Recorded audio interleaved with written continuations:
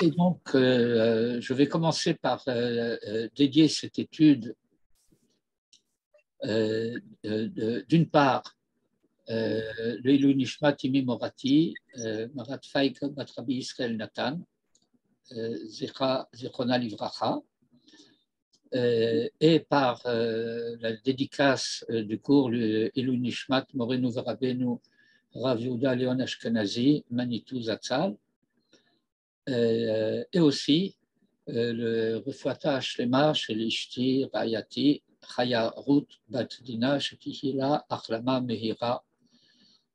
Bien, alors j'en ai un petit peu terminé par les dédicaces, si je puis dire. Amen. Amen, va amen. Et je vais donc commencer par préparer le texte de la paracha à l'écran.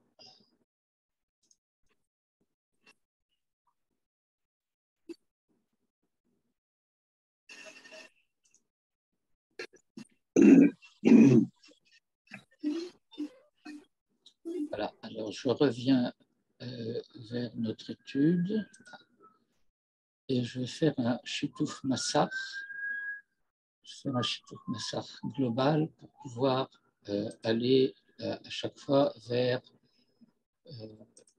un autre écran, le cas échéant. Donc, voilà, je vais remettre ceci. Je vais enlever ça. Voilà. Bien. Alors, nous allons commencer par le début de la paracha, qui est un thème sur lequel Manitou a beaucoup enseigné, et qui est celui de ce Lech Lecha. Alors, je rappelle rapidement l'arrière-plan. À la fin de Parashat Noach, la Torah nous a dit que à l'initiative d'Abraham, son père Terach et lui-même prennent leur famille et ils quittent Ur-Kasdim pour aller au pays de Canaan, et qu'ils sont arrivés jusqu'à Haran et qu'ils s'y sont installés. Vayavo ad Haran, vayesh Fusham. Alors Manitou commençait par dire que dans ces quelques versets de la fin de la paracha de Noach, nous avons une description, si je puis dire, socio-historique de la destinée des familles en Israël. Terach a eu 3 fils, Haran, Nachor et Avram. Et ce que nous apprenons, c'est que Haran est mort de Ur-Kasdim, ce que Manitou lisait en nous disant que finalement, eh bien, Haran a disparu dans la Shoah des fours crématoires de cette première Babel. Un des fils est déjà parti, c'est Nachor, qui s'est installé à Haran. Le frère s'appelle Haran avec un He, il s'est installé à Haran avec un Chet. Et puis, la troisième lignée, qui va être celle d'Abraham, va, elle, revenir en Eretz Israël. Donc voilà, triple destinée, celle qui disparaît dans les pogroms, celle qui s'installe à l'étranger et celle qui revient au pays. Et effectivement, nous apprenons par la lecture des versets dans notre paracha que Abraham est arrivé avec son père à Haran,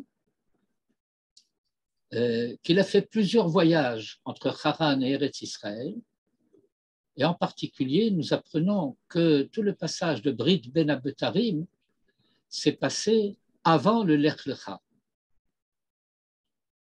que nous avons des sources qui nous permettent de savoir qu'Abraham avait 70 ans au moment de Brit Ben Abetarim, alors qu'il va avoir 75 ans, ce qui est dit de façon explicite au verset 4 de notre paracha, qu'au moment de l'Ech Lecha, il a 75 ans. Donc, Brit Ben Abetarim, c'est passé 5 ans avant qu'il vienne s'installer définitivement, si l'on peut dire, Eretz Canaan, en ne tenant pas compte des autres voyages qu'il va faire, en particulier en Égypte entre-temps.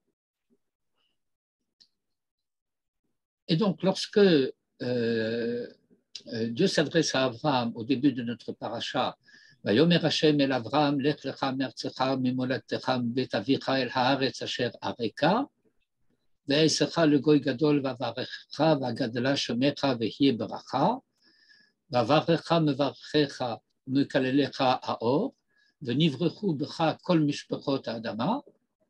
Et à ce moment-là, et c'est la raison pour laquelle il y a cette précision qui va être donnée dans les versets suivants. Vayelech Avram kasher diber elav Hashem, vayelech ito Lot v'Avram ben 5 shanim v'shivim shana betzeto mecharan, vayikach Avram et Sarai ishto et Lot ben Achiv, c'est-à-dire le fils de Haran qui est mort d'Ur Kasdim, v'et kol rechusham v'et kol asher rachashu v'et hanefesh asher asu becharan. Cette précision de et kol rechusham asher rachashu, ça veut dire que ce n'est pas un rechush qu'il avait déjà emporté de chez lui, de Ur Kasdim jusqu'à Haran et qu'il apporte, mais que c'est un rechush qu'il a réalisé dans l'intervalle. De même que et hanefesh asher asu becharan. Cela veut dire que arrivé à Haran, il a continué à propager la bonne parole, si je puis dire,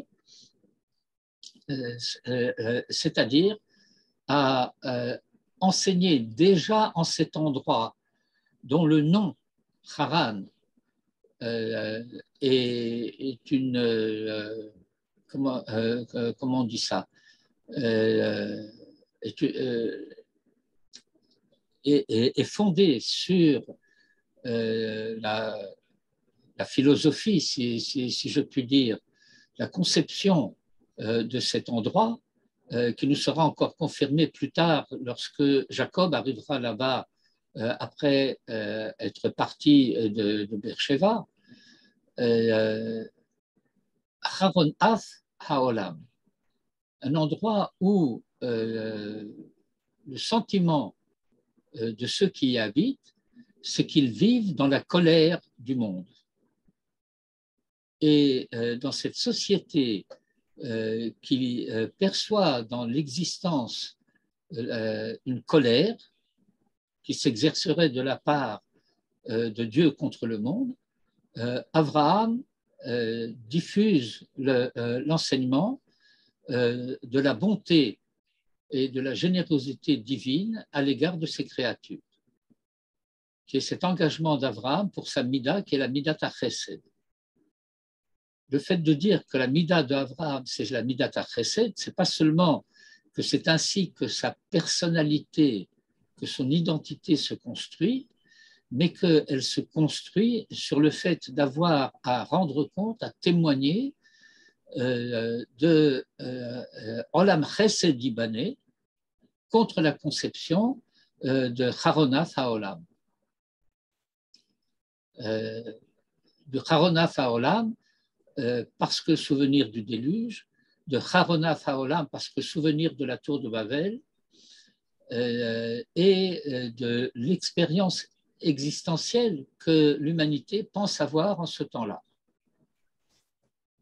Celle qu'elle expérimente, ou du moins la manière dont elle interprète cette expérimentation, cette expérience.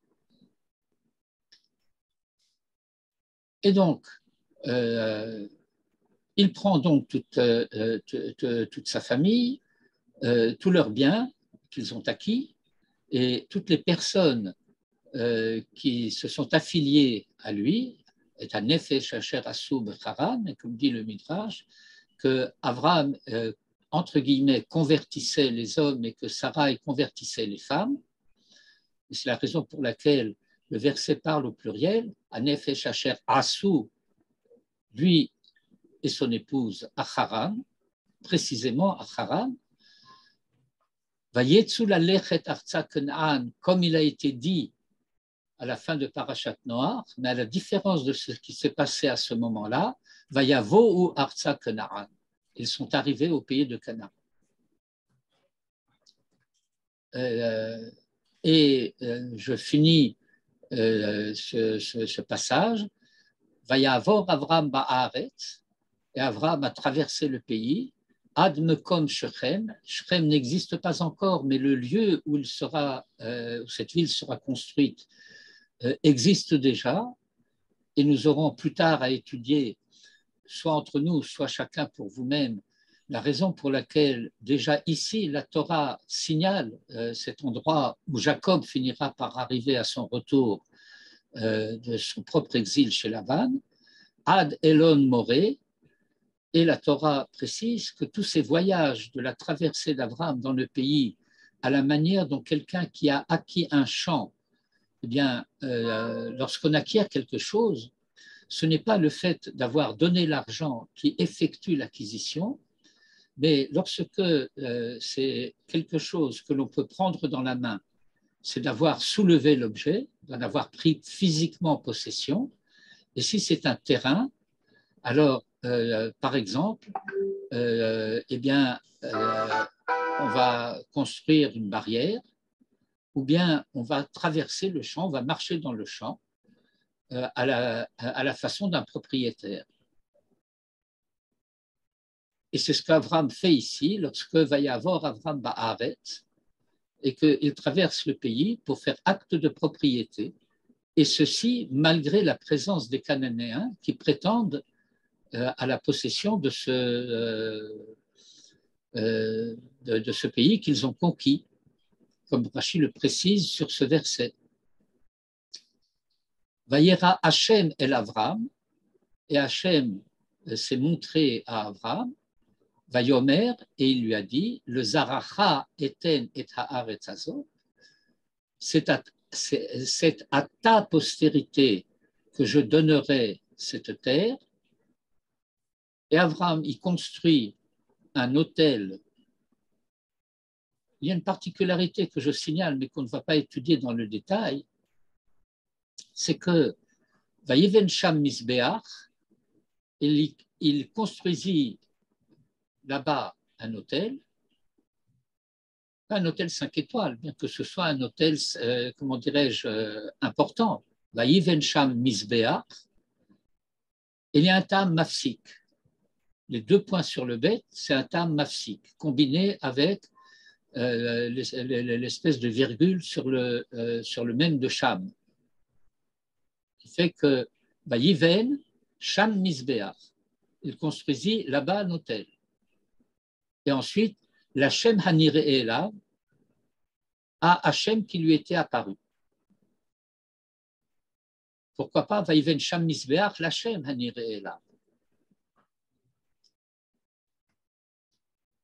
Je pratique ici la méthode que Manitou nous préconisait, à savoir de noter ce qu'il appelait les aspérités du texte. Ce qui, dans le verset, ne va pas de soi, indépendamment du fait que jamais rien ne va de soi dans aucun verset. Et on continue les 2 derniers versets du passage. Vayatek misham ahara mikedem levetel, et il se déplaça de là-bas vers la montagne, à l'est de Beth El, Vayetaholo, et il va situer, placer sa tente. Une petite remarque en passant, c'est que Aholo aurait dû être écrit avec un vav, qui est le pronom possessif, le suffixe de pronom possessif au masculin. Et ici, le suffixe qui est donné est un hei. Et donc, cela fait que lorsque on ne va pas tenir compte de la vocalisation de la Masorah, aholo, avec le cholam qui vocalise le lamed, alors on aurait pu lire ohala, parce que aholo chez la dame, c'est la tante de sa femme. Retenez ce détail, il vous sera utile plus tard lorsque nous apprendrons que Jacob va s'installer dans la tente de celle qui est devenue sa femme après la mort de Rachel.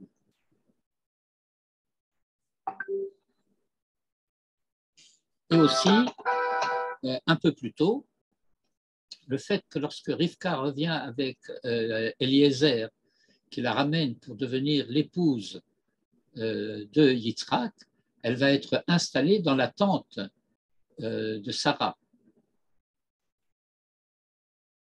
Bet El Miyam Vehai Mikedem, avec Bethel à l'ouest et Haï à l'est, Vaïven Sham Misbeach Lachem, cette fois, il construisit là-bas un autel pour Hachem, Vaïkra Beshem Hachem, et il invoqua le nom de Hachem.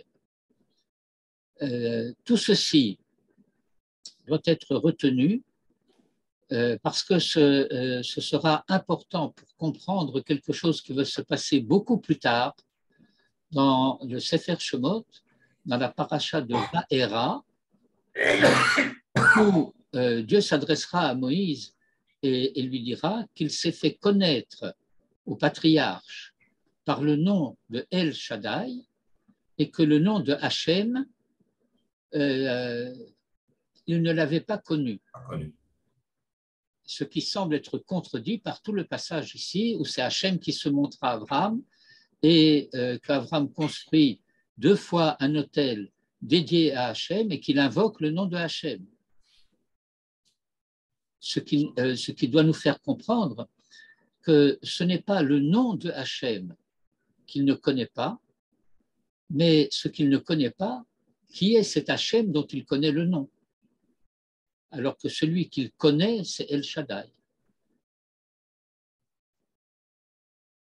C'est-à-dire que nous avons à tenir compte de ce que la Torah va dire là-bas dans Parashat Vaera.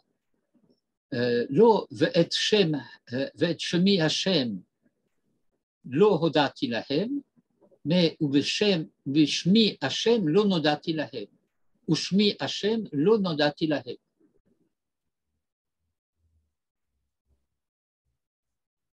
Comme ce n'est pas la paracha de Vaera que nous étudions, je n'en dis pas plus pour l'instant à ce sujet, mais c'est le genre de choses qu'il nous faut retenir. Vaïssa Avraham, Avraham voyagea, Halor venasoa hanegba, allant et voyageant en direction du sud.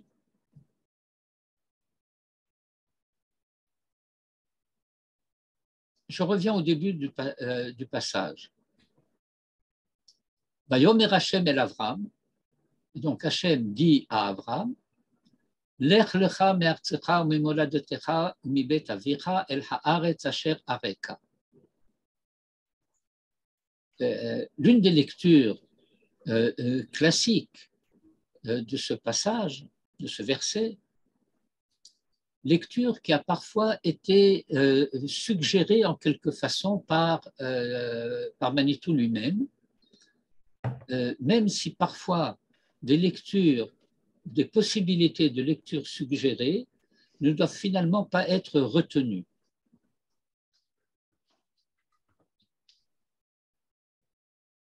Première remarque, l'ordre des lieux qu'Avram doit quitter n'est pas le bon. Parce que quand on part de chez soi, quand on part de quelque part, eh bien, on commence par quitter la maison, ensuite on quitte le quartier ou la province, et ensuite on quitte le pays. Et ici, il lui est dit de quitter d'abord le pays, et puis ensuite son quartier, et puis ensuite la maison de son père. Je vous lis un peu d'après la lecture du Midrash. Et je vous rappelle qu'il y a toute une étude du Midrash qui a été faite par Manitou en hébreu. Dans l'un de ses cours, il y en a eu principalement deux, de cours de méthodologie de lecture du Midrash. Un sur cette paracha et un sur le début de Sefer Shemot. Que bien entendu, je ne peux que vous recommander de suivre avec grande attention. Et donc, cela veut dire que ce Lech Lecha ne désigne pas un voyage géographique, topographique, mais qu'il s'agit d'un voyage, comment dire, à la fois intellectuel et spirituel, culturel, et de manière plus profonde, identitaire. Parce que on quitte plus facilement le pays où on habite, déjà plus difficilement le quartier où on a habité pendant plusieurs années, et finalement plus difficilement encore la maison où on a grandi, la maison où on a reçu ce qu'on reçoit de ses parents, de son père. L'attachement est plus fort au père qu'au quartier et, et au pays. Et donc, pour pouvoir se détacher de la maison du père, il faut s'être déjà détaché de ce que le verset appelle ici moledet, et qui n'a pas le sens qu'il a dans l'hébreu moderne de la patrie, ni celui suggéré littéralement du lieu de naissance, puisqu'il est né à Ur-Kasdim alors qu'il se trouve à Haran.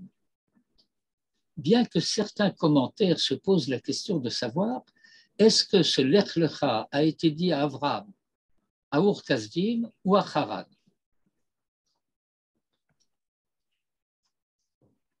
Et enfin, je reviens à la fin du verset. Qu'est-ce que c'est ce pays que je te montrerai? Sur la foi de ce que nous avons lu à la fin de Parashat Noach, Abraham quitte Ur-Kasdim en sachant où il va. Il va en Eretz Canaan. Et pourquoi va-t-il en Eretz Canaan? Eh bien parce que c'est son pays d'origine. Même si lui n'y a pas encore vécu, c'est la terre ancestrale des Hébreux. Et nous le savons déjà à partir de ce que la Torah a enseigné à propos de Nimrod, et d'autre part de ce que je vous ai rappelé de Rashi sur Va'Kenaani Az Ba'aretz, que le Cananéen alors était dans le pays parce qu'il était en train de conquérir Eretz Canaan et de s'y installer et d'en chasser ce qui restait des Hébreux éventuels de la descendance de Héver. Et ce point, nous aurons encore à y revenir un peu plus tard lorsque nous rencontrerons le verset où le Palit, le rescapé, est venu dire à Abraham l'Hébreu. Et c'est la première fois, et la seule fois d'ailleurs, que Abraham est qualifié de Abraham l'Hébreu précisément.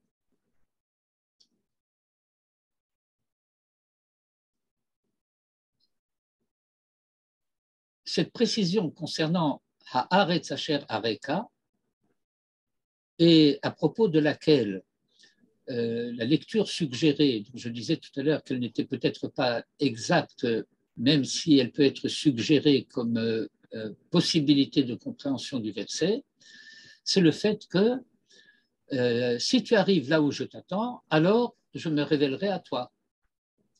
Et que la preuve qu'il est arrivé là où il fallait arriver, puisque Vayavo Artsa Canaan au verset 5, immédiatement après, Vayera Hashem el Avram. de la chaîne Anir et Elav. Sauf que le pshat du verset signifie c'est la terre que je te montrerai, pas la terre où je me montrerai à toi.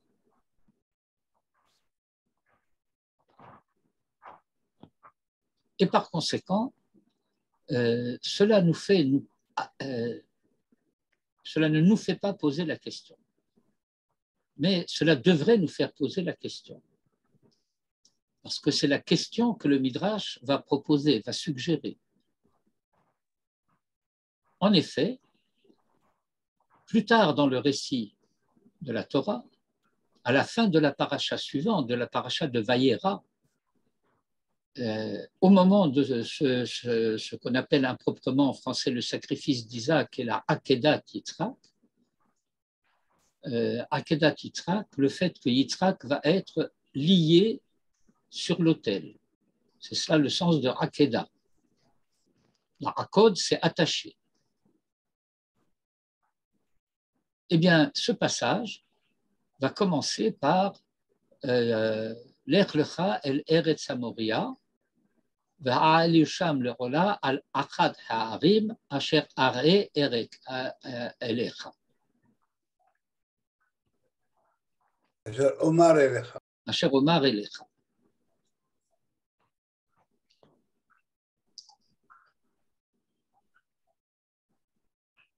Bien que plus tard, Vayar et Amakom merachok. Et il vit l'endroit de loin.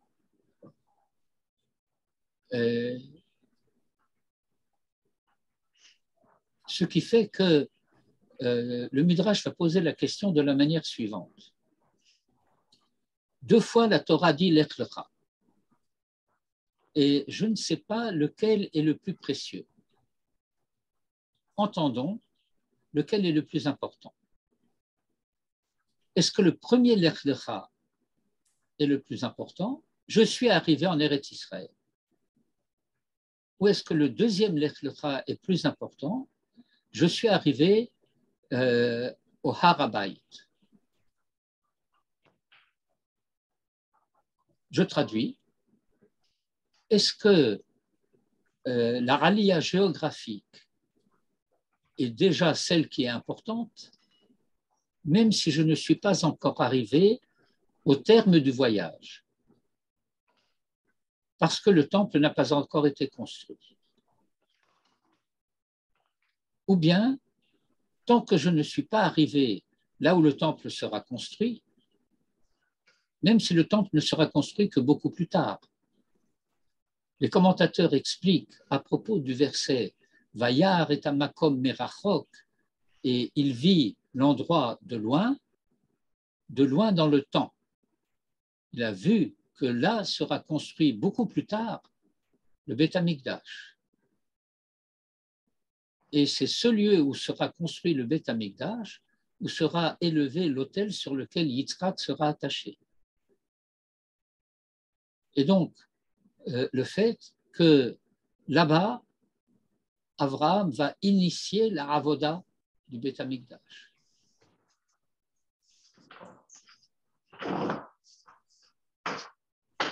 Et cela a une signification, bien entendu, pour chacun d'entre nous. De quoi s'agit-il dans la Raliya? Est-ce qu'il s'agit de la Raliya qui nous amène en Eretz Israël et qu'on s'installe là où on s'installe? Ou est-ce que cette Aliyah doit être doublée non seulement de cette Aliyah physique et géographique, mais d'une Aliyah que je qualifierais provisoirement, en tout cas, de spirituelle, à défaut d'un terme plus précis et plus exact, c'est-à-dire non seulement d'une identification à l'espace géographique qui est appelé Hamakom, Eretz Hashem, la terre où les yeux de Dieu sont portés en permanence du début de l'année jusqu'à la fin de l'année, mais Reshit Shana va d'Acharit Shana, ou bien d'une identification au projet qu'initie cette installation en Israël. Et que ce n'est que lorsque je m'identifie à ce projet que la Aliyah est devenue effective. Et c'est effectivement l'enseignement que nous tirons des Midrashim sur ces deux Lech Lecha. Lech Lecha, me'artzecha u'mimolatecha u'beit avicha. Ça, c'est le Lech Lecha de où il faut partir, ce qu'il faut quitter. Bien que de cela, de cet endroit que nous avons à quitter, nous avons à emporter avec nous des valeurs qui ont été acquises. Des valeurs matérielles et des valeurs morales. Et un rechush asher achashu et un nefesh asher asu. Parce que, bien entendu, ils peuvent être entendus à titre d'objet, de complément d'objet direct,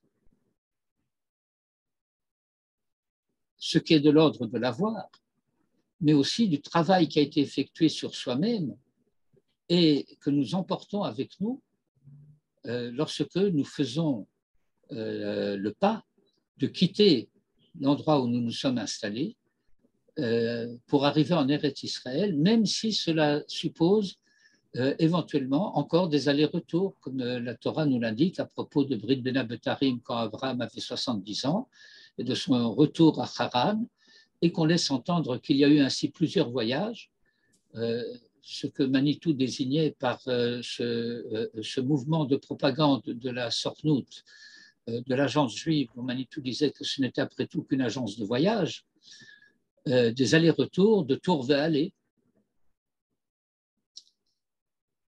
visite et monte. Mais ça, des visites de ce genre, des préparatifs de la Aliyah, eh ben, on peut en faire longtemps, aller-retour. Et donc, c'était le premier thème dont je voulais parler.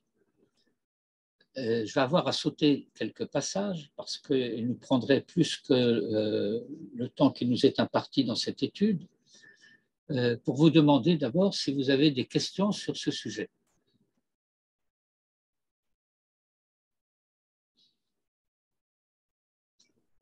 Bien, je déduis de vos silences que vous n'avez pas de questions sur ce sujet. Alors, je passe sur l'épisode de la famine, du voyage en Égypte, et le retour en Eretz Israël.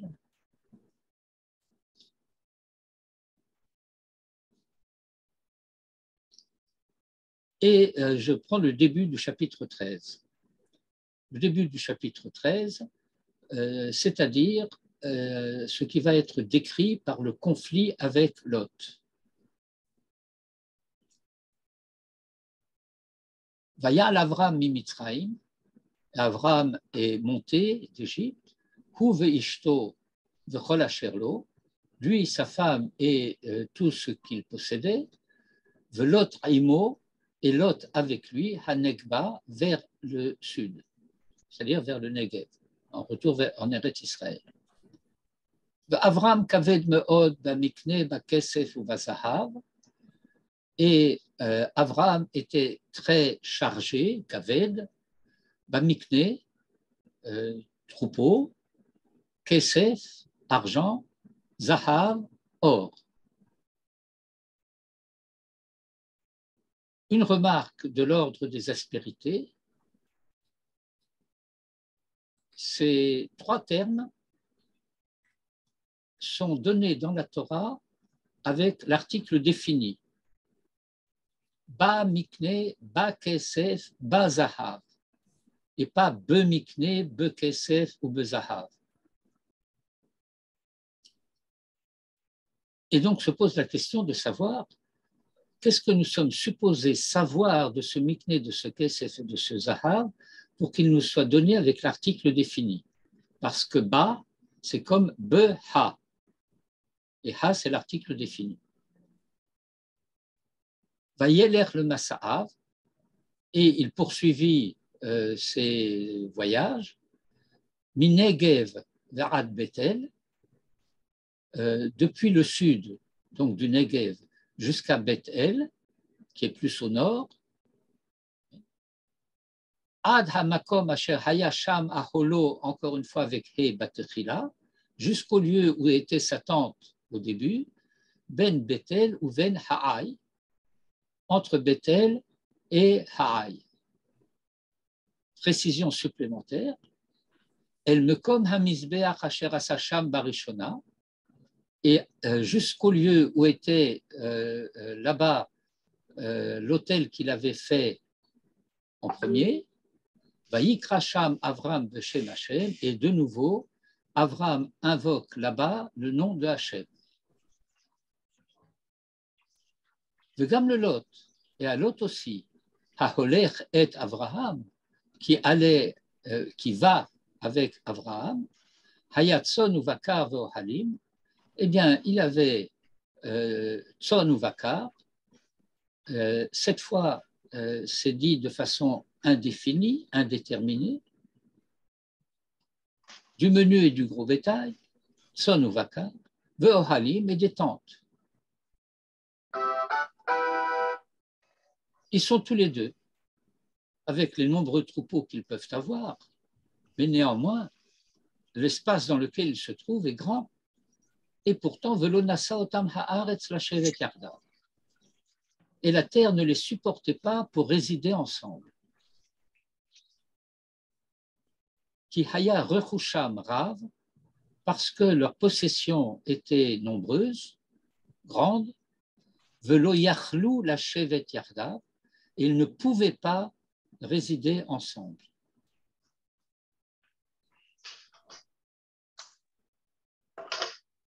Cette fin de verset est inutile. Nous avons déjà lu au début du verset velo nasa otam haaretz la shevet yardav. Et on a précisé qu'Ayat Ochusham Rav, et la fin du verset pouvait être là. On a déjà compris. Mais le verset ne se termine pas avec Ayat Ochusham Rav. Elle précise Velo Yachlou la Shevet Yardav. Et donc c'est parce que Velo Yachlou la Shevet Yardav que l'Onasa Otam Haaretz la Shevet Yardav. J'ai l'habitude de lire du point de vue méthodologique que lorsque nous avons un ou plusieurs mots dans un verset qui semblent superflus au point qu'on se dirait qu'on comprendrait le verset même si ces mots-là n'étaient pas présents, cela signifie que l'essentiel de la signification du verset se trouve dans ces mots apparemment superflus. Et donc, lorsque la Torah nous dit « ils ne pouvaient pas résider ensemble », après qu'elle a commencé par dire que la terre ne les supportait pas pour résider ensemble, il faut comprendre, et pourquoi la terre ne les supportait pas? Il n'y avait pas assez d'espace? Non, en réalité, ce n'est pas parce qu'il n'y avait pas assez d'espace. C'est parce qu'il y avait des causes, que j'appellerais pour l'instant des paramètres, qui les empêchaient de pouvoir résider ensemble. Et maintenant, on va expliquer. Vayuhi riv ben ro'e mikne Avram ou ben ro'e mikne Lot. Va'kenaani va'haperizi az yoshev ba'aretz. À nouveau. Il y eut une querelle entre les bergers des troupeaux d'Avram et les bergers des troupeaux de Lot. L'ordre du verset, Ro'e mikne Avram, d'abord, et Ro'e mikne Lot ensuite, doit nous faire comprendre que ce sont les bergers d'Avram qui se sont disputés avec les bergers de Lot. Alors que le Cananéen et le Phérézéen, comme on dit dans la Bible de Rabbina, habitaient alors dans le pays. On se pose la question de savoir quel était l'objet de la querelle. Alors, les commentateurs, sur la base des Midrashim en particulier, expliquent la chose suivante. Lot se considérait comme l'héritier d'Abraham. Et comme Abraham n'a pas de descendance, eh bien c'est lui qui va hériter. Et puisque cette terre est promise à Abraham et qu'il a déjà fait, Abraham, acte de propriété, comme je l'ai expliqué sur le début de la paracha, qu'il a traversé le pays de long en large comme un propriétaire qui a acheté un champ et qui fait acte d'acquisition se promenant dans son champ, ce qu'on appelle en français le tour du propriétaire. Eh bien, Lot dit, puisque ça a été donné à Abraham, c'est déjà à moi. Et il faisait paître ses troupeaux n'importe où, même sur des terres qui étaient occupées, habitées par des Cananéens et des Phéréziens. Et les bergers d'Abraham les ont disputés en leur disant, mais vous êtes des voleurs, vous faites paître vos troupeaux dans des prés qui ne vous appartiennent pas. Autrement dit, les bergers d'Abraham étaient, si je puis dire, héritiers de l'éducation d'Abraham et des valeurs d'Abraham, alors que les bergers de Lot, eh bien pas. Ce qui laisse entendre que Lot lui-même, qui se disait héritier d'Abraham, n'était pas précisément héritier de ses valeurs. Alors Abraham a dit à Lot, Al na tehi meriva beni uvenecha, uven ro'ai uven ro'echa, ki anashim achim anachnu. Et ici réapparaît à la fin du verset ce motif dont Manitou parlait souvent, que après l'assassinat de Abel par Caïn, le mot frère a pratiquement disparu de la Torah. Il y est fait une vague allusion lorsqu'on commence à parler de la généalogie de Shem, Achi Yefet Agadol, le frère de Yafet le Grand, et après on n'en parle plus, jusqu'à ce que la fraternité réapparaisse à propos de Avraham et Sarah. Et maintenant, cela se confirme, nous sommes des hommes frères, Anashim Achim Anachnu. En réalité, c'est l'oncle et le neveu. Ce n'est pas le frère au sens propre du terme, mais ça veut dire nous appartenons à un modèle de fraternité. Et par conséquent, il faut que nous évitions la querelle entre nous. Al natehi meriva beni uvener. Et comment éviter la querelle entre moi et toi, et donc entre mes bergers et tes bergers, à cause de ces valeurs que nous ne partageons plus ou que nous ne partageons pas? Eh bien, c'est que il faut que l'on se quitte. Et contrairement à ce que disait, apparemment, ce que disait le verset 6, Velo nasa otam haaretz lashevet yardav, que la terre ne les supportait pas pour résider ensemble, eh bien, halo kol haaretz lefanecha, toute la terre n'est-elle pas devant toi? Ki paredna meralai, eh bien, sépare-toi de moi, littéralement de sur moi. Im hasmol ve'emina, si tu vas à gauche, j'irai à droite. Ve'im hayamin ve'asmeila, et si tu vas à droite, j'irai à gauche. Vaïsalot et renav, et l'autre leva les yeux. Vayar et kol kikar hayarden, et il vit toute la vallée du Jourdain, qui est Chulam Mashke, qui est tout entière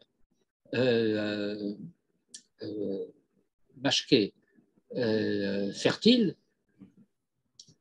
Ceci, l'ifne shachet Hashem et Sdom vet Amora, avant que Dieu ne détruise Sdom et Amora, elle était que Gan Hashem, comme le jardin d'Hachem, que Eretz Mitzrayim, comme le pays d'Égypte, Boachat Tsoar jusqu'à Tsoar, c'est-à-dire les 5 villes de ce qu'on appelle Aré Hakikar, des villes de la province, de la région. Et donc, Vaïfrar Lot, Lot, et Kol Kikar Hayarden, et donc Lot se choisit toute cette vallée du Jourdain, Vaïsalot Mikedem, et Lot s'en alla, Mikedem, de l'Est. Est-ce qu'ils étaient à l'Est? Entre Bethel et Haï, on n'est pas à l'est, on est un peu plus au nord. Mais cela veut dire que Lot s'est éloigné des valeurs d'avant. Parce que Kedem, ça signifie géographiquement l'est, mais ça signifie également temporellement ce qu'il y avait avant, ce qui était Kadmon. Vaïpardou, et ils se séparèrent, Ish Me'al Achiv, l'homme de son frère. Vaïpardou aurait suffi. Vaïsalot Mikedem, Vaïpardou, point final. Ish Me'al Achiv. La traduction, au sens traductionnel, si je puis dire, dit bon, il y a là une formule qui est une formule biblique, une formule du vocabulaire traditionnel, classique de la Torah, mais en réalité, ça veut dire l'un de l'autre. Mais ça ne veut pas dire l'un de l'autre. Ça veut dire Ish Me'al Achiv. Et donc, il y a un qui est son frère et l'autre qui est l'homme.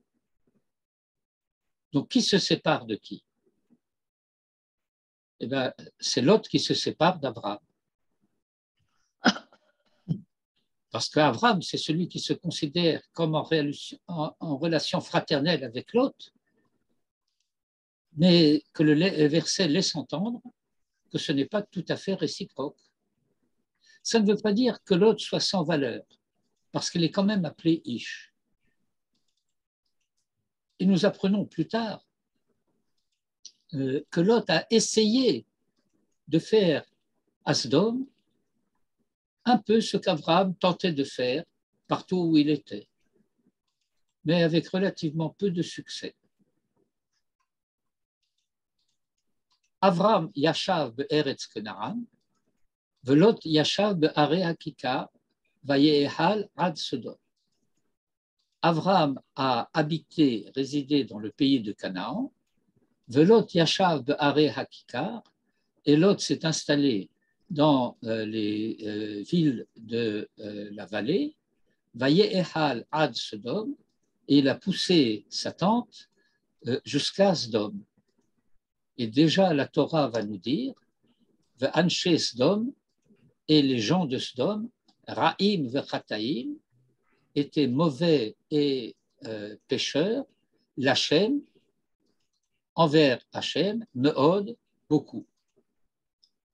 Et c'est seulement après que Lot se soit séparé d'Abraham, comme le verset 14 va le dire, Va'Hachem amar el Avraham, achare hipared Lot meimo, que tout se passe comme si, tant que Lot était avec lui, cette parole d'Hachem ne pouvait pas être donnée à Abraham. Cette promesse qui va être réitérée d'une certaine façon ne pouvait l'être qu'après que Lot se soit séparé d'Abraham, pour laisser entendre qu'elle ne le concerne pas. Et Hachem a dit à Abraham, après que Lot se soit séparé de lui, Sana enecha ore, lève les yeux et vois, min hamakom asher atasham, du lieu où tu te trouves, dans toutes les directions, dans tous les points cardinaux. Safona va Negba, au nord et au sud, va Kedma va Yama, à l'est et à l'ouest. Et on étudie en général, plus en détail, ce qui ne sera pas le cas pour nous, l'ordre dans lequel le regard d'Abraham doit être porté maintenant.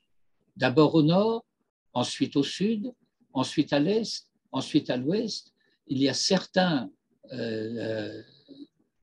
commentaires qui tendent à dire que ce devrait être l'ordre des Naranouim du Lulav. C'est dans cet ordre-là que nous devrions secouer, si c'est secouer qu'il faut dire, le Lulav dans ces 4 directions de l'espace. Mais si c'était le cas, eh bien, il manquerait le haut et le bas,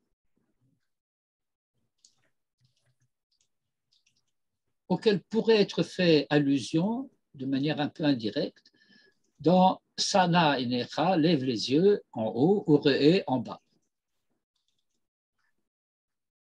Qui est kol haaretz asher ata roé, parce que tout le pays que tu vois, le cha et nena, c'est à toi que je le donnerai, ou le zaracha, et à ta postérité, adolam, à jamais. Le samti et zaracha ka'afar haaretz, et je placerai ta postérité comme la poussière de la terre. C'est comme ça qu'on traduit, mais c'est une traduction fausse, parce que afar n'a jamais voulu dire la poussière. Comment on dit la poussière en hébreu? Avak. Avak. Okay? Et on ne parle pas de shoev afar, on parle de shoev avak. Et le afar, c'est la source de l'être physique de l'homme. Afar min ha'adama. Et donc ta postérité continuera à être qu'afar ha'aretz,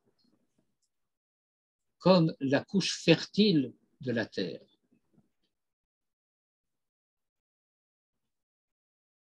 Parfois, Manitou expliquait sur le verset que j'ai cité, qui est le verset 7 du chapitre 2 de la Genèse, que Afar est constitué du préfixe Aïn de la multiplicité et du suffixe Peresh, qui est celui de la fertilité, Ria, de la fructification, c'est-à-dire un remèze des deux dimensions de Perou ou Revou.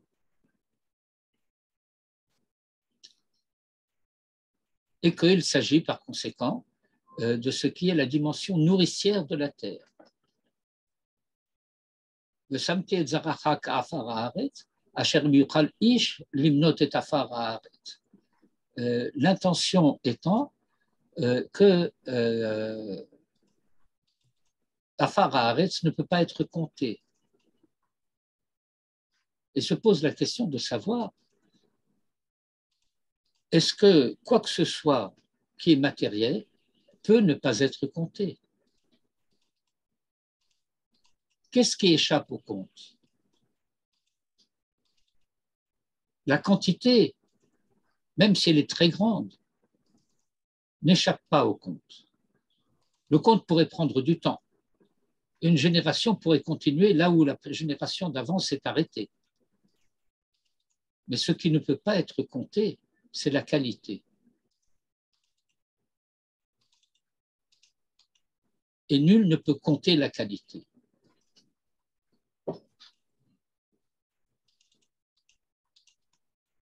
Et si on pouvait la compter, Gamzaracha Imane, comme lève-toi, Hithaler Ba'aret, promène-toi dans le pays, le Orka ou le Rorba, en long et en large, Kilcha et Nena, car c'est à toi que je la donnerai. Et par conséquent, Vayehal Avram, Vayavo, Vayeshev Be'elone Mamre, Asher de Chevron, Vayiven encore une fois Sham Misbeach Lachem.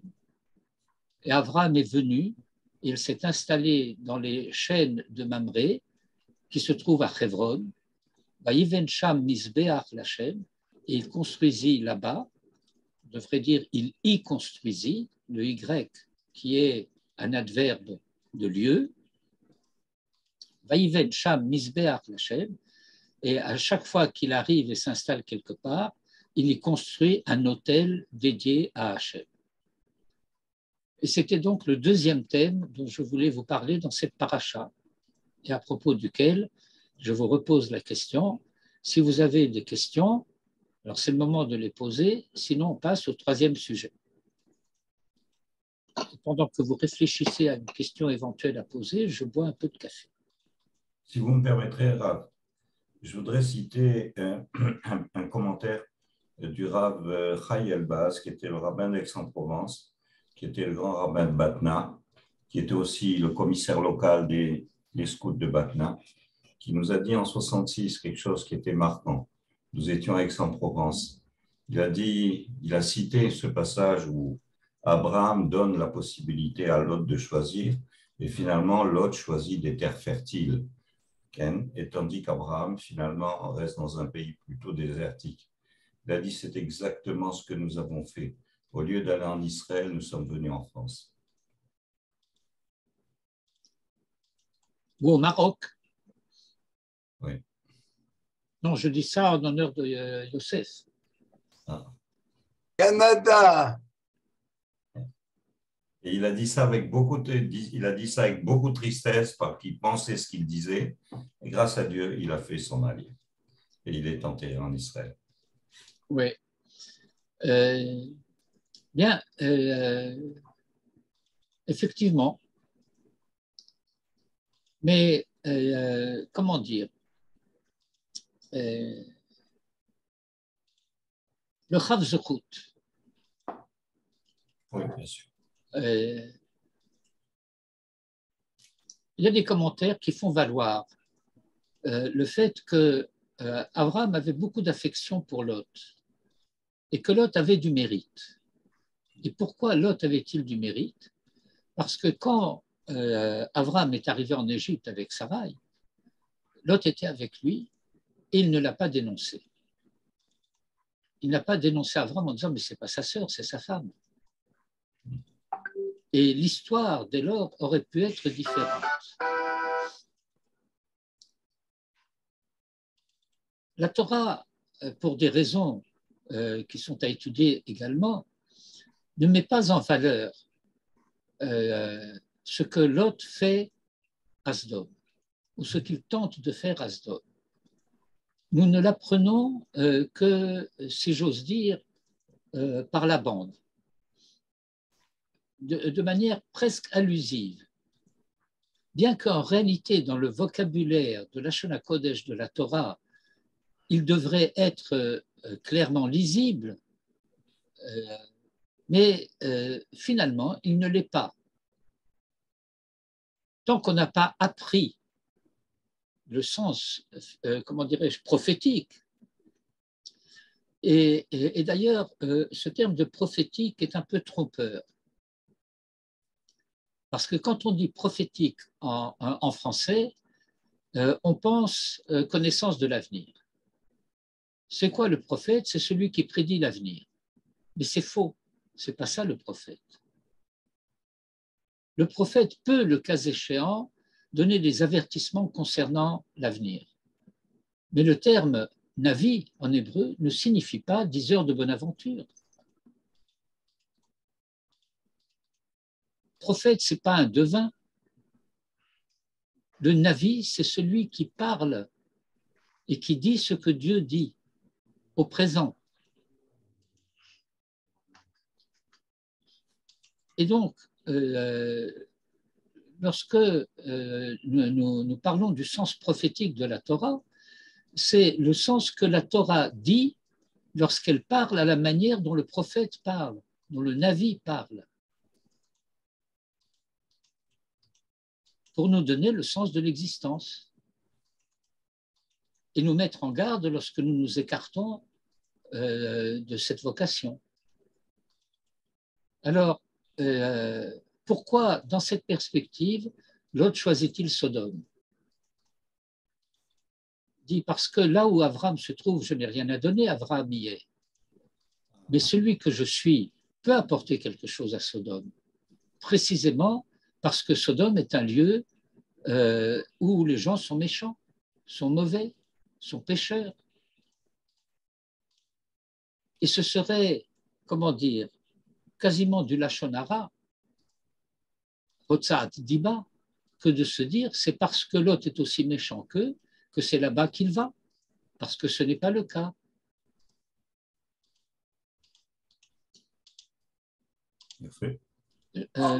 En quoi est-ce que la non-dénonciation de Lot est un mérite très particulier? Qu'est-ce qu'il y a derrière cette idée-là? Ben, c'est qu'il a protégé son oncle.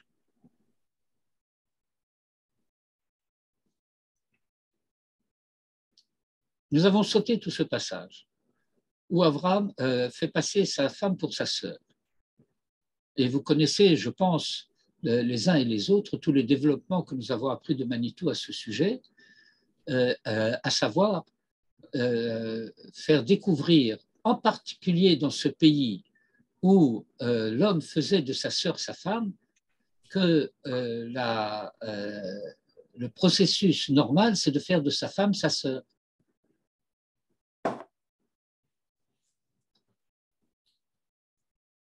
Et dans le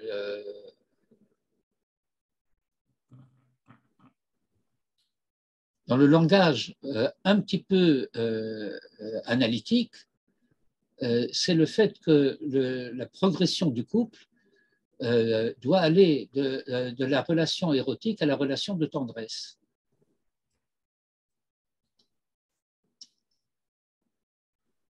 Alors,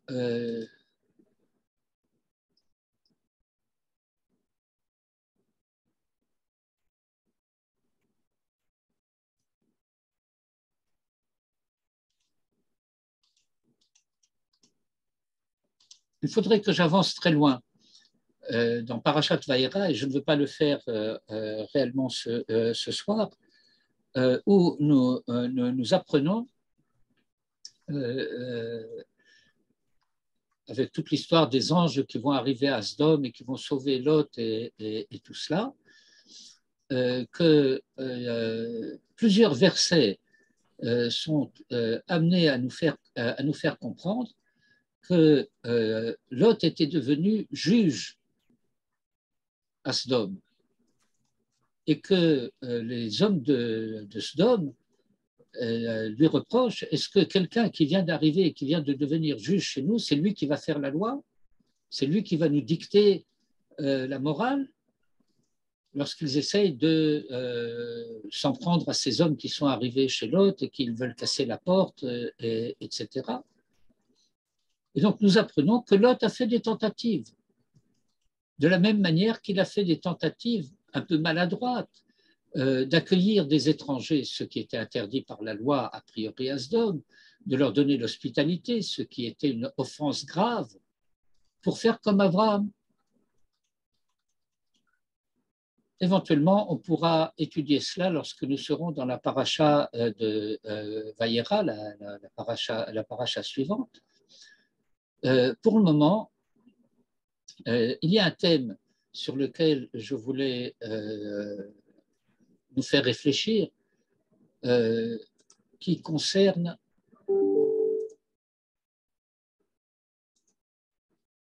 alors comment ça? Voilà.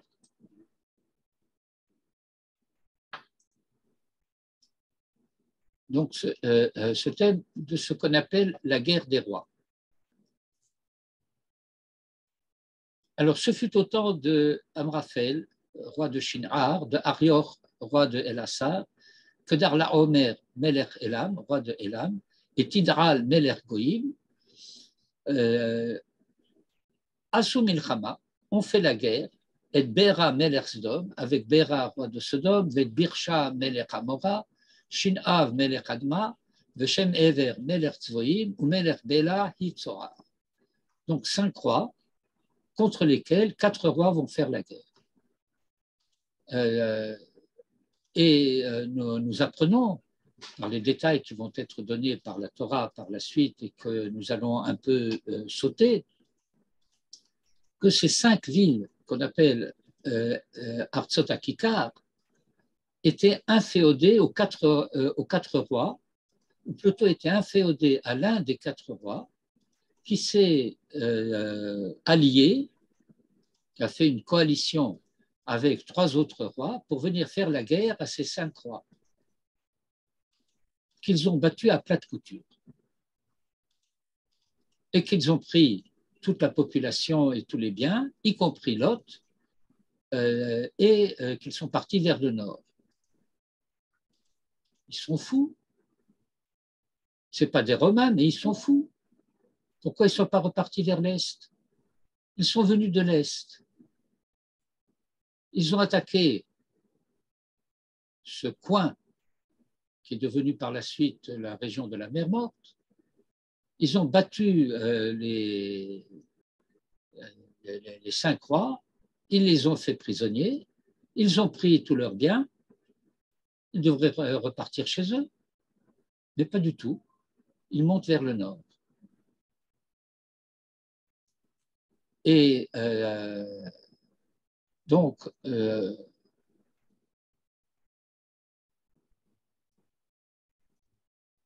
alors voilà.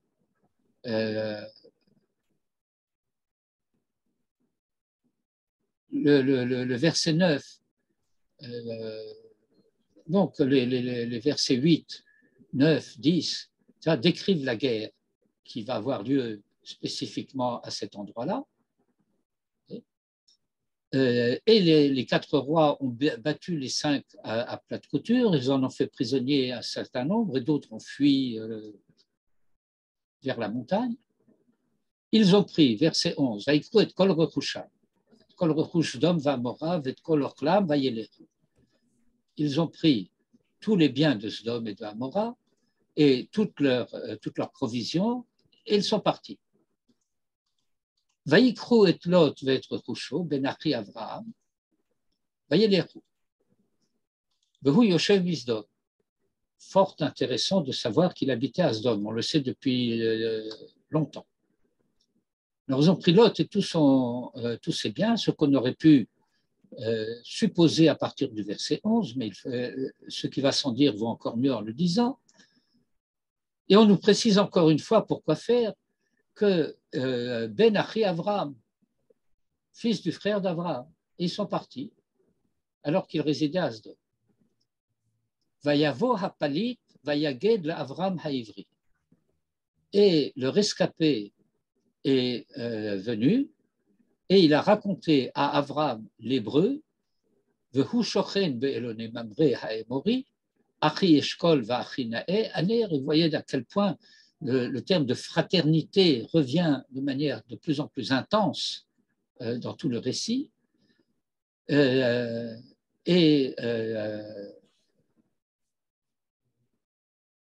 Il a dit donc à Avraham, qui résidait dans cette région là où étaient ses alliés, Hem Barale Berit Avraham, Vaishma Avraham, mais Avraham entendit Kinishba Achiv, que son frère avait été fait prisonnier, Vayarek et Tranicha de l'idée veto, et il a enrôlé en quelque sorte ses élèves, les enfants de sa maison, au nombre de Shmona Asar ou Shlosh Meot, et certains disent allusivement que c'est la gematria du nom de Eliezer et que donc Avraham est parti faire la guerre tout seul avec Eliezer.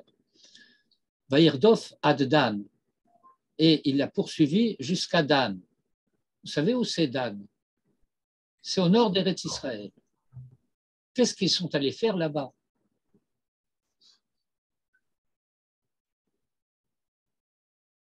Et donc, nous apprenons qu'Avraham les attaque de nuit avec lui et ses serviteurs, et ces 4 puissants rois qui ont été vainqueurs des 5 rois pas moins puissants de la vallée de Jourdain, eh bien, il les a battus et il les a poursuivis jusqu'à Chova, Asher Mismol le Damesek, encore plus au nord, un peu au nord-est, mais encore quand même très au nord. Vayashev et kol harechush, et il rapporta tous les biens.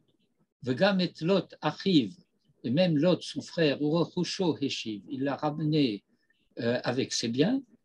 Vegam et hanashim ve'et ha'am, de même que les femmes et le peuple. Et le roi de Sodome est sorti à sa rencontre, achare shuvo mehakot et kedar laomer, après que Avraham soit revenu d'avoir défait Kedar laomer et les rois qui étaient avec lui, El Emek Shavé ou Emek Hamelech, à un endroit qui s'appelle Emek Shavé, la vallée de l'égalité, la vallée égale, ou Emek Hamelech, qui est la vallée royale, ou Malki Tzedek, qui n'est autre que Shem lui-même, Melech Shalem, roi de Jérusalem, Hotzi Lechem Vayaïn, a présenté du pain et du vin, le repas par excellence, parce que l'Echem rassasie le cœur de l'homme et le vin réjouit le cœur de l'homme, disaient les psaumes. Alors que lui, Malki Tzedek, et Kohen, le El Elyon, était le Kohen du Dieu suprême. Vayevarechehu vayomar, et il l'a béni, et il a dit, qui a béni qui? Eh bien, Malkitzedek a béni Abraham, et il a dit, Baruch Avraham le El Elyon Koneh Shamayim Va'aretz. Abraham est béni du Dieu suprême, créateur des cieux et de la terre, ou Baruch El Elyon est béni le Dieu suprême, Asher Migen Tzarecha Beyadecha, qui a livré tes ennemis dans ta main, Vaïten lo Maaser Mikol, et Abraham lui a donné la dîme sur tout. Alors Melech Sdom dit à ce moment-là à Abraham, Tenli et nefesh, donne-moi les personnes, va rechush karlach, et prends-toi tous les biens. Yomer Avraham el Melech Sdom, et Avraham dit au roi de Sodome, Harimoti yadi el Hashem el Elyon. Remarquez bien, Avraham ajoute Hashem à El Elyon. El Elyon, c'est déjà très bien, mais tu n'as pas dit Hashem. Shem. Et alors, Avraham précise, c'est Hashem qui est El Elyon. Koneh Shamayim Va'aretz. Et donc, je jure, puisque j'ai levé la main, en serment, au nom du Dieu suprême, qui est Hashem. Im michut v'ad sroch na'al. Si d'un fil et d'un lacet de chaussures, im ekar mikol asher lach, quoi que ce soit de ce qui est à toi, velo tomar, et tu ne pourras pas dire, Ani, c'est moi, he'esharti et Avraham, qui ai enrichi Avraham. Biladai, pas moi. Rak asher achlu hanaarim, si ce n'est ce que les jeunes ont mangé, v'chelek ha'anashim, et la part qui revient à mes alliés, aux hommes, asher alchu iti, qui sont venus avec moi, Aner, Eshkol ou Mamré, eh bien, ces trois alliés d'Avraham, Hem yikru chelkam, eux prendront leur part. C'est l'un des passages à propos duquel on peut dire avec le Maharal qu'Avraham a exagéré ses midot. Qu'est-ce que ça pouvait lui faire que le roi de Sodome dise quoi que ce soit? Ce qu'Avraham aurait dû dire, tu m'as dit, Tenli et nefesh, je vais être rechush karlach, eh bien, sois heureux d'être vivant, moi je prends le nefesh et le rechush. Et ce nefesh et ce rechush qu'Avraham n'a pas pris, c'est cela qui va faire que plus tard, sa descendance devra aller la prendre là où elle se trouve, pour revenir avec elle, au sortir d'Égypte, avec le Erev Rav et tout le retouche qu'ils vont emporter d'Égypte, comme l'histoire le dira par la suite.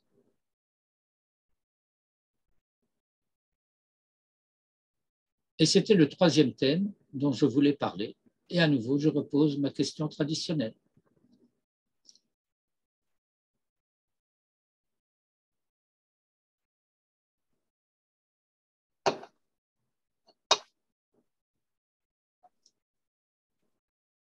Et ma question rencontre le même silence. Par conséquent, je vais passer au sujet suivant. Le sujet suivant, donc le chapitre suivant, qui est le très important chapitre 15, bien que tous les versets, tous les chapitres soient importants. Bien sûr, nous n'aurons pas le temps d'étudier tout ce qui se trouve dans ce chapitre. Je vais simplement marquer, comment on dit pinpoint en français, Youssef? Souligner? Oui, souligner en quelque sorte. Mettre en exergue. Oui, pointer, souligner, etc. Achar adevarim haele. Ah, il y avait encore un point que je voulais rappeler à propos du passage précédent, parce que c'est un point extrêmement important, c'est que dans tout ce passage, quand on l'étudie de manière beaucoup plus détaillée que nous ne l'avons fait, eh bien, nous apprenons qu'il s'est passé ce qu'on appelle en français un passage de témoin. Que ce qu'était Malkitzedek jusque-là, eh bien, c'est Avraham qui va le devenir désormais. Cela se souligne en particulier à partir de ce que Melchizedek a commis deux erreurs. La première, c'est qu'il a béni Abraham avant de bénir Dieu, de dire Baruch Avraham avant de dire Baruch El Elyon. Il aurait dû dire Baruch El Elyon, Asher Migen Sarecha, et ensuite, ou Baruch Avraham El Elyon. Ça, c'est sa première erreur. La deuxième erreur, c'est qu'il n'a pas dit Hachem El Elyon. Alors qu'Avraham va commencer par dire Harimoti Yadi El Hachem El Elyon.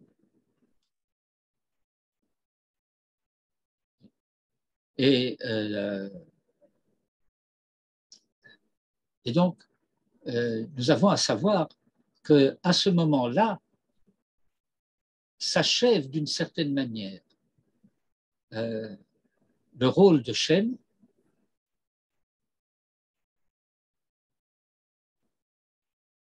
Ça ne veut pas dire qu'il va disparaître, puisque par la suite, nous apprenons que de même qu'Avraham a étudié dans les yeshivot de Shem et de Hever, Yitzhak étudiera dans les yeshivot de Shem et de Hever, et Jacob étudiera dans les yeshivot de Shem et de Hever. Ça veut dire que tous les patriarches ont reçu de Shem et de Hever toute la tradition de l'histoire antérieure. Puisque Shem et Hever ont reçu de Noé, qui connaissait l'histoire et la tradition de avant le déluge, puisque nous apprenons des généalogies précédentes, le déluge, que Noé est né peu de temps après la mort de Adam Arishon. Et donc, après ces événements qui viennent d'être racontés, la parole d'Hachem fut vers Abraham, dans une vision, les morts, pour dire Al tira Abraham, ne crains rien Abraham, Anochi Magen lach, c'est moi qui te protège, comme nous dirons dans la Tfila plus tard, Magen Abraham, Secharecha harbe meod, ton mérite, ton salaire est très grand. Réponse d'Abraham. Dans cette réponse d'Abraham, il y a comme une insolence. Alors,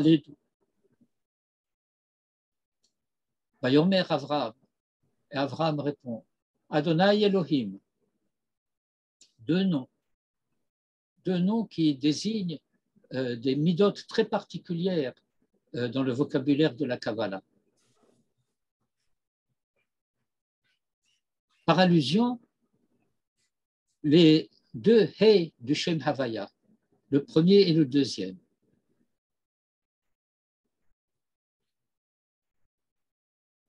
Tout se passe comme si. Et je n'expliquerai pas particulièrement, même si tout ce que je dis n'est pas directement compréhensible. Tout se passe comme si.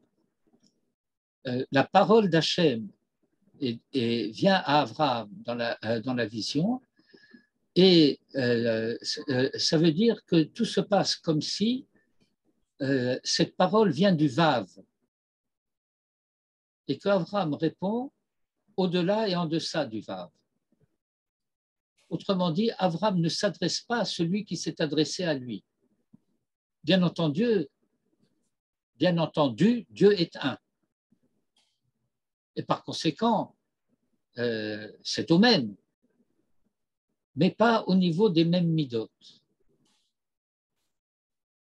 Et donc, Abraham s'adresse à lui en lui disant « Ma titenli, que me donneras-tu » Qu'il faut entendre comme s'il lui disait « Que peux-tu me donner ?»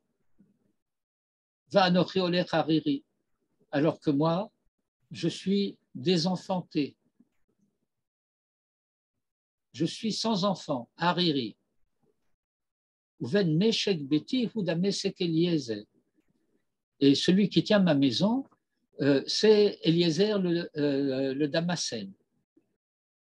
Je me souviens de cours de Manitou dans lesquels il faisait ici allusion à un certain Paul, Saül de Tarse, qui est venu de Damas. Vayomer Avram, encore une fois, Avram dit, pour préciser son trouble, pour préciser son désarroi, pour préciser son malheur. Vayomer Avram, Hen li lo natata zara. Oui, à moi, tu ne m'as pas donné de postérité. Vehine ven beti yoreshoti. Et voici que le fils de ma maison, mais qui n'est pas mon fils, c'est lui qui héritera de moi. Et de nouveau, Vehine dvar Hashem elav les morts.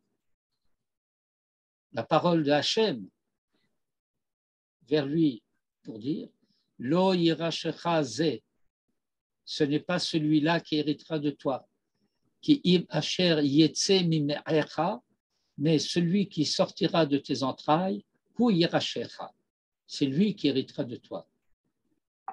Vayotse oto achutza, et il les fit sortir dehors. Est-ce qu'on peut sortir ailleurs que dehors? Est-ce qu'on peut monter ailleurs qu'en haut ou descendre en bas? Mais ce sont les expressions courantes. Je suis sorti dehors, mais ce dehors est de trop. Et je suis monté en haut, c'est de trop, ce en haut, comme descendu en bas. Tu ne peux pas descendre en haut et tu ne peux pas monter en bas. Alors, qu'est-ce que c'est Vayotse Oto Achutza? Eh bien, vous voyez parfois, ou peut-être même souvent, sur des illustrations, Avraham à la porte de sa tente, qui regarde vers le ciel étoilé, ce que Dieu semblerait lui montrer contre les étoiles. Eh bien, ça, c'est une fausse image. C'est peut-être une image d'Épinal, mais elle est contraire à la vérité. Parce que ce achutza, ça veut dire qu'il le fait sortir du monde. Ce qu'indique d'ailleurs habetna hashamaima, parce que le verbe, le habit, c'est toujours regarder de haut en bas. Et donc, lorsqu'il lui dit regarde vers le ciel, il ne peut pas regarder vers le ciel en haut, puisque le habit, ça veut dire d'en haut en bas. Et donc, il l'a sorti au-dessus du ciel. Qu'est-ce que cela veut dire? Sorti au-dessus du ciel, ça veut dire, langage du Midrash, au-dessus des constellations dans lesquelles on lit l'horoscope. Et qu'il lui a dit, c'est mitagninut shelcha. Dans le langage du Midrash, il lui a dit, eh bien, littéralement, sors de ton horoscope, parce qu'Avram était un grand astrologue, mais ça veut dire qu'Avram était un savant. Il connaissait les lois de la nature. Et il savait que, du point de vue des lois de la nature, il ne pouvait pas enfanter. Alors Dieu lui dit, eh bien, ne tiens pas compte de cela. Ne tiens pas compte de cela. Et non seulement cela, à nouveau, Usfor akochavim imtucha lisporotam, et il lui dit, koichye zaracha, telle sera ta postérité. Alors on comprend au niveau du pshat que sa postérité sera aussi nombreuse que les étoiles du ciel. Mais ce koichye zaracha signifie ta postérité aussi échappera aux lois de la nature. Ta postérité aussi sera, comment dirais-je, délivrée de ce que nous appelons habituellement le déterminisme astrobiologique. Et j'ai entendu, d'après l'enseignement de M. Gordin, de Régine Lehmann en particulier, qui a été l'élève de Gordin, de M. Gordin, avant que Manitou ne fasse la connaissance de M. Gordin, que M. Gordin disait, si vous allez voir un astrologue sérieux, parce que ça existe, pas ceux qui font les horoscopes dans le journal du dimanche, si vous allez voir un astrologue sérieux et que vous lui dites que vous êtes un juif pratiquant, eh bien, il vous dira, l'astrologie ne te concerne pas. Parce que cette tradition, les astrologues la connaissent. quand ils sont sérieux. Et alors, il lui a dit, sors de ton horoscope. Et là, il y a un midrash extrêmement important qui dit la chose suivante. Qu'est-ce que ça veut dire? Avram eno molid, Avraham molid. Avram n'enfante pas, Avraham enfante. Est-ce que le midrash se serait trompé? Pourquoi pourrions-nous penser que le midrash s'est trompé?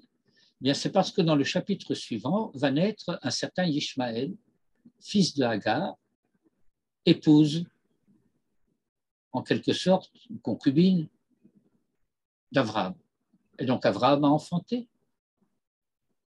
Alors il faudrait dire, du point de vue de la langue française, pour laisser entendre un petit peu du sel de cette formule du Midrash, en corrigeant ce que je vous ai dit jusqu'à présent, Avraham n'engendre pas, Avraham engendre. Effectivement, Avraham a enfanté, mais Ishmaël ne fera pas partie des engendrements d'Avraham. Parce que les engendrements d'Avraham, ce sera Yitzhak. Comme le dira le chapitre après la paracha de Vayera, la paracha de Toldot, et les Toldot Avraham, Avraham holid et Yitzhak. Et on n'a jamais dit Avraham holid et Ishmaël. Bien entendu, on reconnaîtra en Ishmaël un fils qui a été enfanté par Hagar à Avraham. Et cela sera dit en particulier parce que la Torah a interdit d'appeler le personnage principal de ce stade du récit autrement qu'Avraham. Et donc, on ne pouvait plus dire dans la Torah que Hagar a enfanté à Avraham, puisqu'il ne s'appelle plus ainsi. Pourtant, la réalité, si je puis dire, concrète, physique, matérielle, historique, c'est que Ishmaël était le fils de celui qui alors s'appelait Avraham. Et le verset Vav est un verset capital. Vehemin Bashem vayachshevea lo tzedaka. Il ne sait pas qui est Hachem. Et pourtant, il connaît son nom. Il lui a construit des autels. Il a invoqué son nom. Et maintenant, le verset dit qu'il a eu foi en lui. Et il lui a considéré cela en mérite. En mérite ou en charité. Parce qu'il y a deux lectures de cette fin de verset, puisque cette fin de verset, Vayarchavea lo tzedaka, fait partie de ce verset dont les commentateurs et la tradition dit que c'est un verset qui n'a pas de achra'a. On ne peut pas déterminer des mots du verset qui est le sujet. Est-ce que c'est Hachem en qui Avraham a eu foi qui a considéré cela en mérite pour Avraham, ou est-ce que c'est Avraham qui a considéré que cette promesse qui lui avait été faite était une charité de la part de Dieu? Nous avons un commentaire de Rashi et un commentaire de Nachmanide dans l'un et l'autre sens.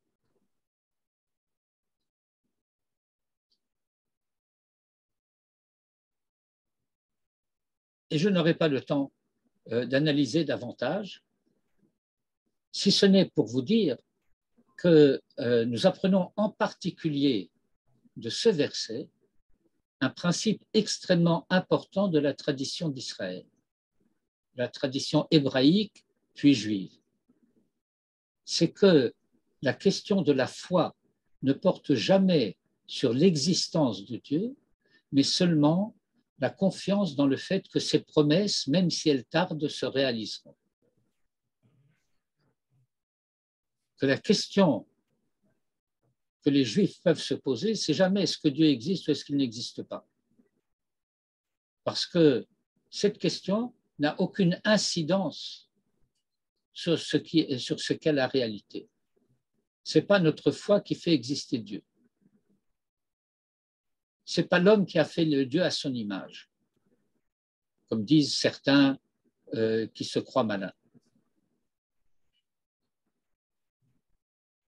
Mais la seule question qui nous importe, c'est oui, les promesses de Dieu se réaliseront. Est-ce que c'est moi qui en bénéficierai? Ça, je n'en suis pas sûr. Mais elles se réaliseront. Et Emin Bachet, l'archevêque à l'autre Tzedaka.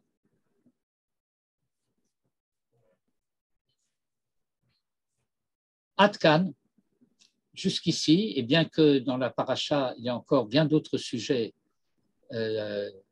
ceux de la naissance de Ishmaël, ce que Sarah dit à Abraham, et puis bien entendu, toute la fin de la paracha avec l'alliance et la circoncision et le changement de nom. Mais